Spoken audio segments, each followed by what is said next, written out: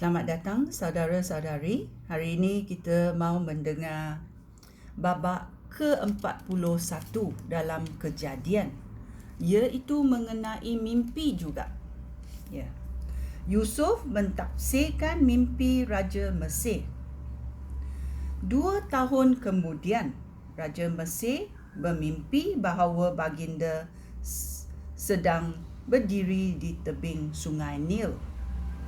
Tiba-tiba, 7 ekor lembu yang gemuk dan yang kulitnya licin berkilat keluar dari sungai, lalu mula makan rumput di tebing sungai itu. Selepas itu, 7 ekor lembu yang lain muncul pula.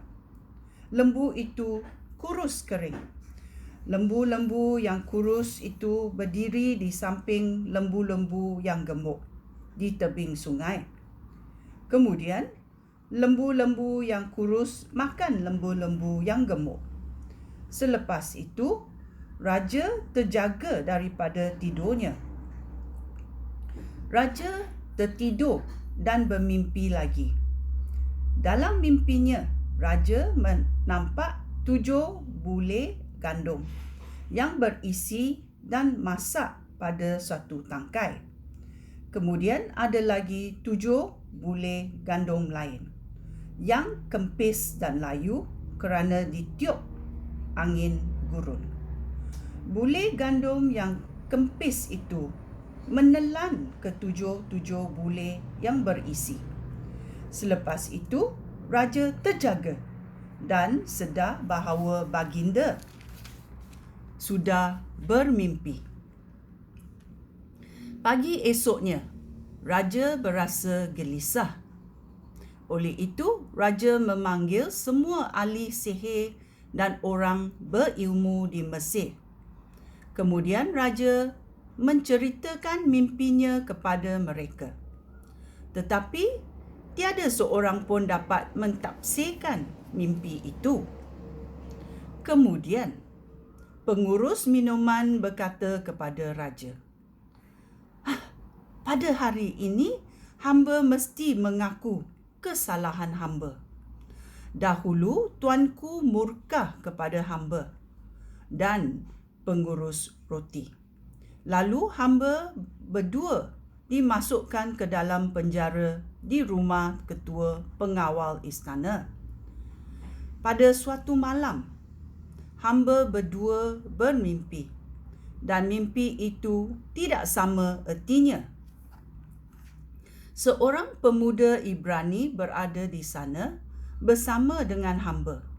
Dia melayan kedua pegawai istana. Hamba menceritakan mimpi hamba kepadanya. Lalu, dia mentafsirkan mimpi itu. Ternyata, segalanya berlaku tepat seperti yang dikatakannya. Tuanku mengembalikan hamba kepada pekerjaan hamba, tetapi menjatuhkan hukuman mati kepada pengurus roti itu. Oleh itu, raja menyuruh orang memanggil Yusuf datang menghadap, lalu Yusuf segera dikeluarkan dari penjara. Setelah Yusuf bercukur dan berganti pakaian, dia dibawa menghadap raja. Raja bertitah kepadanya, "Beta sudah bermimpi, tetapi tiada seorang pun dapat menjelaskan erti mimpi itu. Beta sudah diberitahu bahawa kamu dapat mentafsirkan mimpi." Ayat 16. Yusuf menjawab, "Tuanku, bukan hamba melainkan Allah yang dapat memberikan tafsiran yang baik bagi tuanku." Ya. Raja bertitah, "Beta bermimpi bahawa beta sedang berdiri di tebing sungai Nil. Kemudian, 7 ekor lembu yang gemuk dan yang berkulit licin berkilat keluar dari sungai. Lalu mula makan rumput di tebing sungai itu. Selepas itu, muncul pula 7 ekor lembu lain yang kurus kering. Beta belum pernah nampak lembu yang sedemikian kurus di seluruh Mesir. Lembu-lembu yang kurus itu memakan habis ke-7 ekor lembu yang gemuk. Tetapi lembu-lembu yang kurus itu masih tetap kurus. Lalu beta terjaga daripada tidur. Kemudian beta tertidur dan bermimpi lagi. Beta nampak 7 bulai gandum yang berisi dan masak pada satu tangkainya. Selepas itu, ada pula 7 bulai gandum yang kempis dan layu. Kena ditiup angin gurun. Bulai gandum yang kempis itu menelan bulai yang berisi. Beta sudah menceritakan kedua-dua mimpi beta itu kepada para ahli sihir, tetapi tiada seorang pun dapat mentafsirkan mimpi itu. Ayat 25. Kemudian Yusuf berkata kepada raja, kedua-dua mimpi itu mempunyai erti yang sama. Allah sudah memberitahu Tuan apa yang akan dilakukan oleh Tuhan. 7 ekor lembu yang gemuk itu melambangkan 7 tahun. 7 bulai gandum yang berisi itu melambangkan 7 tahun juga. Kedua-dua mempunyai erti yang sama. 7 ekor lembu yang kurus yang muncul kemudian, serta 7 bulai gandum yang kempis dan layu kerana ditiup angin gurun itu melambangkan masa kebuluran selama 7 tahun. Sebagaimana hamba katakan kepada tuanku, Allah sudah menyatakan apa yang akan dilakukannya. Seluruh negeri Mesir akan kelimpahan gandum selama 7 tahun. Selepas itu, kebuluran akan berlaku selama 7 tahun. Masa kelimpahan gandum itu akan dilupakan sama sekali kerana kebuluran ini sangat dahsyat, sehingga negeri ini menjadi tandus. Tuanku bermimpi 2 kali. Hal itu bermakna bahawa perkara itu telah ditetapkan oleh Allah dan Allah akan melaksanakannya dengan segera. Ayat 33. Oleh sebab itu, sebaiknya tuanku memilih seorang yang cerdas dan bijaksana lalu memberikannya kuasa untuk mengurus negeri ini. Tuanku perlu juga melantik pegawai-pegawai lain dan memberi mereka kuasa untuk memugut 1/5 daripada segala tuaian gandum selama 7 tahun masa kelimpahan gandum, lalu menyimpannya di kota-kota dan menjaganya. Gandum itu akan menjadi simpanan makanan untuk masa kebuluran selama 7 tahun di Mesir. Dengan demikian, rakyat tidak akan mati kebuluran. Yusuf dilantik menjadi gubernur di Mesir. Ayat 37. Raja dan para pegawainya menyetujui cadangan Yusuf itu. Kemudian, raja bertitah kepada mereka, tidak mungkin kita mendapat orang lain yang lebih sesuai daripada Yusuf, kerana dia dipimpin oleh Roh Allah. Ini sangat penting. Dia dipimpin oleh Roh Allah. Oleh itu, raja bertitah kepada Yusuf, Allah sudah memberitahukan segala perkara itu kepada kamu, Yusuf. Kerana itu, jelaslah bahawa kamu lebih cerdas dan bijaksana daripada sesiapa pun. Beta melantik kamu menjadi governor dan segenap rakyat akan mentaati perintah kamu. Hanya beta yang lebih berkuasa daripada kamu. Selepas itu, raja menanggalkan cincin yang berukir menterai kerajaan dari jarinya. Raja menyarungkan cincin itu pada Yusuf sambil bertitah, "Dengan ini, beta melantik kamu menjadi governor seluruh Mesir." Kemudian, raja mengenakan sehelai jubah linen yang halus pada Yusuf dan mengalungkan seutas rantai emas pada lehernya. Kemudian raja memberikan kereta kuda diraja yang kedua kepada Yusuf sebagai kenderaannya, dan pegawai kehormat diraja berjalan di hadapan kereta kuda itu sambil berseru-seru, "Beri jalan, beri jalan." Demikianlah Yusuf dilantik menjadi governor seluruh Mesir.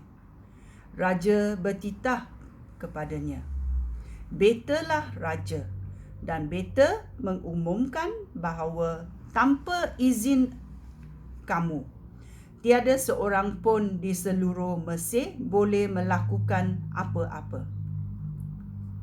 Raja memberikan nama Mesir kepada Yusuf, iaitu Zafnat Paneah. Baginda juga memberikan seorang isteri kepada Yusuf. Isterinya itu bernama Asnat, anak Potifera yang menjadikan imam di kota Heliopolis.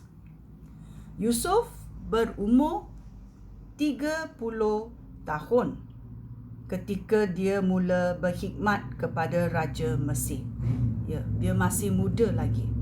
Yusuf meninggalkan istana raja lalu pergi ke seluruh negeri itu. Ayat 47. Selama 7 tahun masa kelimpahan gandum itu, tanah menghasilkan tuaian yang banyak sekali. Gandum itu dikumpulkan oleh Yusuf lalu disimpan di kota-kota. Di setiap kota dia menyimpan gandum hasil ladang di sekitar kota itu. Gandum yang dikumpulkan begitu banyak sehingga Yusuf berhenti menyukatnya kerana banyaknya seperti pasir di pantai. Sebelum masa kebuluran sampai, Asnat, isteri Yusuf, melahirkan 2 orang anak lelaki.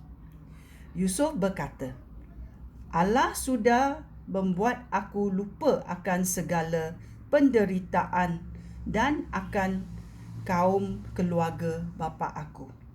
Oleh itu, dia menamakan anaknya yang sulung Manaseh. Dia berkata lagi, "Allah sudah memberikan anak kepada aku. Di negeri aku mengalami kesukaran." Lalu dia menamakan anaknya yang kedua Ephraim. 7 tahun masa kelimpahan. Gandum yang dinikmati negeri Mesir berakhir. Kemudian datanglah 7 tahun masa kebuluran. Tepat seperti yang dikatakan oleh Yusuf. Di setiap negeri lain ada kebuluran, tetapi di seluruh Mesir ada makanan. Apabila rakyat Mesir mula menderita kebuluran, mereka meminta makanan daripada raja. Oleh itu, raja menyuruh mereka pergi kepada Yusuf dan mentaati segala sesuatu yang diperintahkannya. Apabila kebuluran itu semakin dahsyat dan meluas ke seluruh negeri, Yusuf membuka semua gudang lalu menjual gandum kepada orang Mesir. Orang dari seluruh dunia datang ke Mesir untuk membeli gandum daripada Yusuf, kerana kebuluran itu sangat dahsyat di merata tempat. Ya, kita tahu Yusuf adalah seorang peniaga yang bijak. Ya, dia menyimpan hasil gandum, dan bila dalam masa kebuluran di sekitar tempat, dia menjual gandum kepada orang Mesir dan juga orang-orang di merata tempat yang datang untuk membeli. Ya, kita juga ingat pada jubah Yusuf. Ya, pada pertama kita ingat Yusuf bermimpi. Jubah yang cantik dibuat oleh bapaknya untuk dia. Dan kali kedua kita dengar jubah. Jubah yang dipakainya sudah dirampas, dari isteri Potifar. Dan sekarang kita dengar Raja Mesir memberi dia jubah untuk memerintah Mesir. Ya. Jubah adalah satu macam benda yang penting dalam hidup Yusuf. Ya. Dalam segala kejadian perjalanan hidup Yusuf, kita tahu Yusuf ada bersama Tuhan dan Tuhan ada bersama Yusuf. Kerana Yusuf diberkati oleh Tuhan. Ya, ini adalah Kejadian babak ke-41. Sekian, terima kasih. Shalom.